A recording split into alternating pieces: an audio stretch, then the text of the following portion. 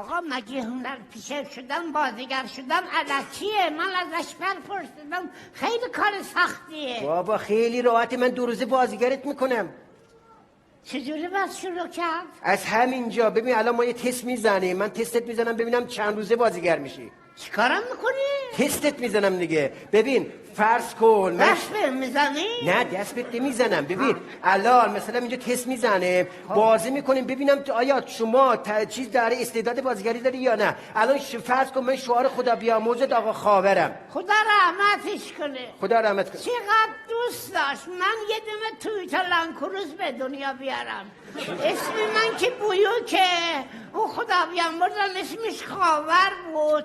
دوست داشتیم اگه بچه دار شدیم اسمش بذاریم لانکروز. عجب. اگه خاور زنده بود تا الان یه لانکروز داشت. نه بابا. ها؟ چند تا من پورش و بنز و بیمه. واقعا عجب تشبیه جالبی. البته من و خاور خدا بیامرز دخترم و پسرمو بودیم. ممکن بود تو بچه دار شدن به مشکل به هم بخوریم. بله. یه وقت بچه ناقص بشه، حاصل ازدواج فامیلی پراید در بیاد.